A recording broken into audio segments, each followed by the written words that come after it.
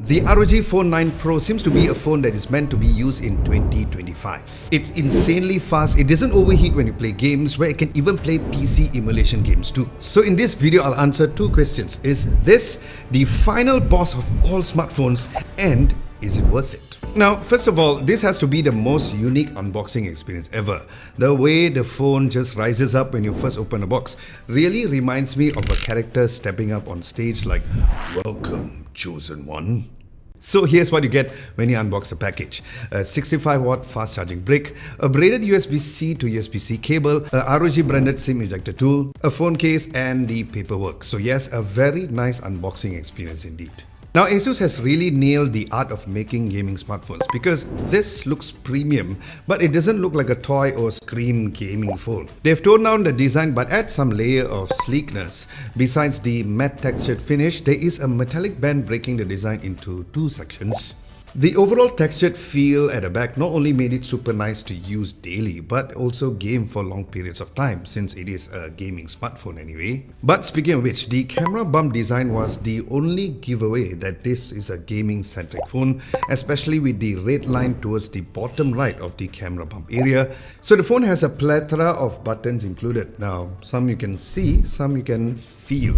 Where other than the standard volume rocker and the power button, there's the signature air trigger shoulder button, which is something that you can feel when you're gaming, as they are capacitive buttons. More on my gaming test later in this video.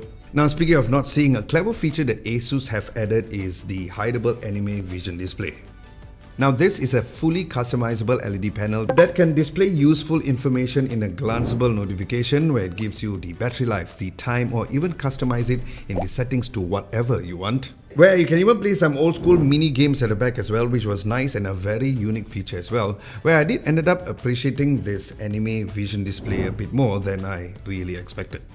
But just so you know, you can turn this on or off in the notifications menu. Now, just like before, if you're not familiar with gaming smartphones, there are two USB-C charging ports. If you're using the phone in a gaming or landscape orientation, one is at the bottom and also the other is at the side. But the side USB port is not in the middle like a typical smartphone, and this is to ensure that you can charge the phone and play games without having the cables interfering your gameplay. But speaking of typical smartphones, yep, as you can see, there is a headphones jack over here too, so that was nice. Now, the screen is a 6.7-inch Samsung flexible AMOLED display. It is an LTPO panel that has a refresh rate that dynamically adjusts between 1Hz to 165Hz. Now, you can set this to change automatically in the settings, or you can manually choose between each refresh rate in the display settings as well. But what's really interesting is the fact that when you're gaming, you can boost it all the way to a massive 185 Hz through the Game Genie. Yep, 185 Hz. That is just insane, because the screen refreshes faster than my brain even after my morning coffee. Now, the display colors are vibrant and it supports HDR10+ with a peak brightness of 2500 nits. While it's not the brightest compared to other newer Android flagships, but you won't have any issues when using this outdoors, where it was very visible even when I was taking photos and videos during a very intense sunlight too. And more on my camera test later on in this video as well. For watching videos, the phone comes with a Widevine L1 playback certification on Netflix, so the screen is not only properly optimized for gaming but also for watching videos too. Then durability wise, it has a Corning Gorilla Glass Victus 2 protection. Now, while gaming smartphones aren't exactly known for their cameras, but this ROG 9 Pro does a pretty solid job over here. There is a 50 megapixel main sensor with OIS, a 32 megapixel telephoto with 3x optical zoom, and a 30 megapixel ultra-wide lens. Now, based on me testing the cameras out, there are the good and the not so good. The good is the fact that the main lenses and the telephoto lenses up to 3x zoom was great.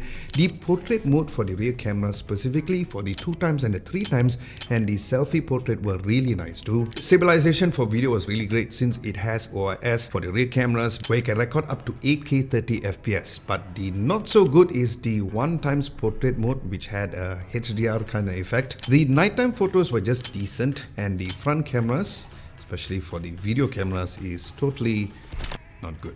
And the reason why it's probably not good for video recording for the front camera, especially at night, is the fact that it can only record up to 1080p. And this really shows that the elements of video recording or a smartphone like this, it's not their biggest priority when it comes to their video recording. Now on to the main course, which is gaming. Before that, just so you know that this phone is using the latest Snapdragon 8 Elite 3nm chipset with 24GB of LPDDR5X RAM and 512GB of UFS 4.0 storage. So yes, this phone blazes through every single game I threw at it. Even heavier games like Genshin Impact, the phone just chewed it up and just spat it out like it was nothing. Fuck to it, spit out that thing. Now I had Genshin Impact to its maximum settings and I managed to run the game at smooth and consistent 60 FPS. It did dip into the mid-40s here and there during prolonged gameplay, but generally it ran close to 60 FPS. I also played COD Mobile on this on the highest graphic settings and the game played very well with high frame rates. But the special sauce of playing these two games is with the air triggers, because it was such a revelation to a point where I can't go back to playing games on other smartphones without feeling like I was cheating.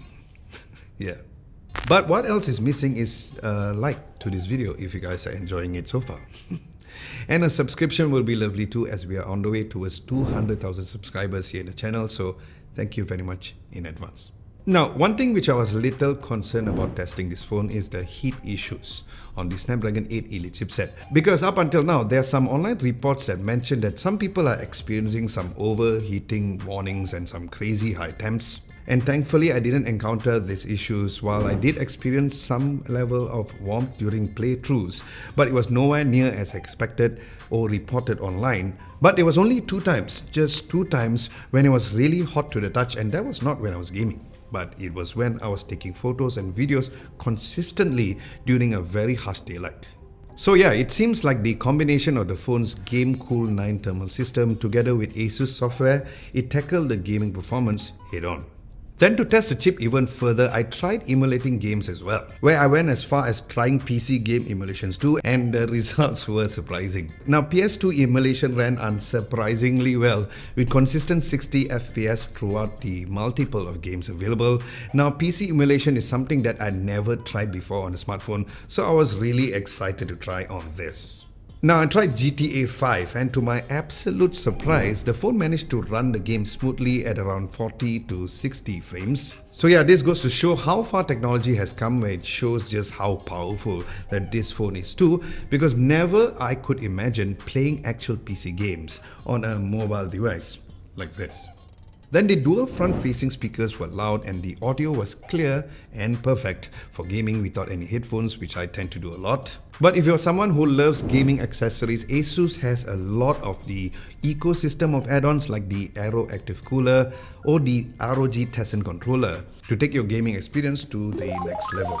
Now as for the phone's battery, the massive 5800 mAh of battery gave me an amazing battery life for about 9 hours of screen on time when I was about 14% battery, with heavy gaming, social media and other media consumption. So this is easily a 2-day phone. Now one thing that really stood out to me was the idle time on this phone, where it's not like other phones where the battery drains even if you're not using it, so that's probably the reason why the battery life on this phone was really good. Now there is a 65 watt fast charging which goes from 0 to 100% in about 50 minutes. There's also 15 watt of wireless charging and 10 watts of reverse wireless charging as well.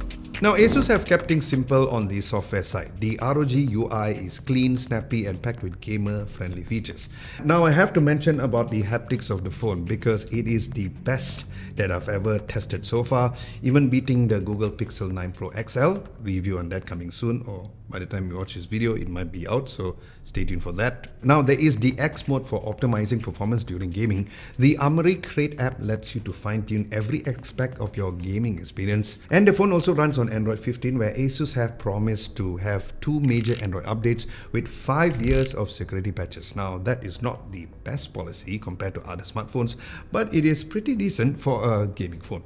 Now if you miss anything and would like to have a recap of everything mentioned in this video, you can check out our written version of this review at our website at www.adamlobo.tv, where we also have some daily tech news too, so check it out at a link below. Now with a retail price of 4,999 ringgit or about 1,100 USD, the phone is not cheap, but think of it this way. It's like buying a gaming PC, a console and a phone all in one, except this fits in your pocket. But if you want a smartphone which has the best cameras out right now, check that video out over here.